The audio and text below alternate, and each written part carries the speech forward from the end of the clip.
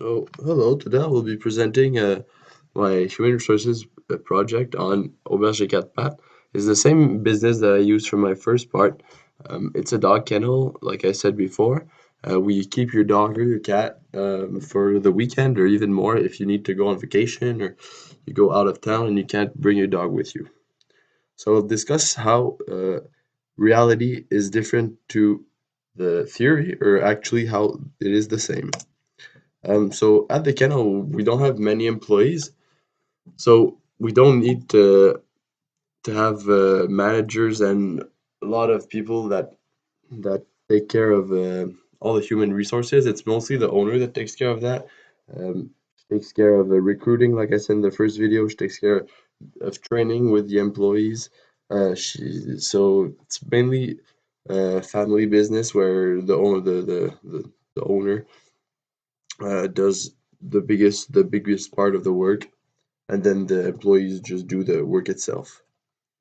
Um, so first topic I'll use is chapter 7, managing employee performance. So um, we always get feedback. Since it's a small business, everybody knows each other. We're a team. We have different shifts, so we don't always work with the same person. And this does that we always know how one employee is doing, how they're working, if they're down, if they're sick, if they we don't have many employees, so it helps to get a good feedback on a specific employee. Also, we can talk. Since I work there, I can sometimes I won't say snitch because that's not what I do, but I can give feedback to my mom, mostly positive, about how things go at the business, and uh, we make ourselves available, especially the owner, because uh, if people need help over there, if she's the boss, she's the one that knows everything. She's the one that built this company. So if there's anything, she's the one that knows the answers. And at the end of the year, there's always a yearly review of the salary. She she she mostly like when it does a long time you work there, you're supposed to have a lot more experience than somebody who's new. Supposed to work quicker, better, more efficient, so you deserve a higher pay. And that's it.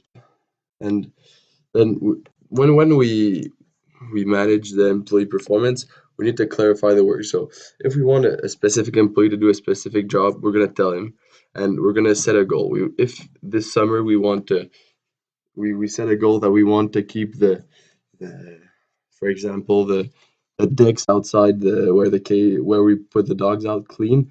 Well, we're gonna every day we're gonna remind someone to take care of keeping of like of washing and using the water and soap to clean the decks outside. We need coaching. We need experienced employees helping the new ones, and the review is very important. Like I said before, where people uh, where people help. Where people will review the work of another, and recognition. If you do well, you gotta be told that you're doing well, because if you're not, then you might lose interest and you might stop working really well. If you do something good, you're motivated, then for sure have recognition to you. And often for Christmas, for things like that. The employer always give gifts and a little team meeting, and it's always things like that that are fun. We do this in the summer. We do this often. So recognition to the staff is very important for a small team like that. After that, I'll do chapter 8, where it's rewarding and recognizing employees. So the salaries, like I said, we recognize which employees are doing good, and we reward them because that's what they need. And the employee benefits, well, that's required by law. So we have the pension plans, the employee insurance, and the compensation, workers' compensation.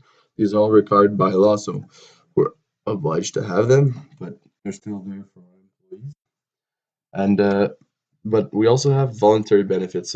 So if somebody has a baby, then she'll fall into I don't know how do we call it, but she'll fall into a sick, not like a sick leave, or she'll have like she'll be paid for not working for a while, at least. And we also have sick leaves. We have paid vacations. We have a lot of things that are pretty nice, advantages of working there. And also, we all the products that we sell, like dog food, like toys, leashes, anything for the employees, they have a good amount of deduction on that. So that's a fun part of working there, because people who work with us love animals. Because if they didn't, they wouldn't be working with dogs all day long, all week long. And I believe that the theory is very relatable to the reality. In terms of a small business like ours, everything that is said in the book um, is quite precise of what we do at our business. Thank you.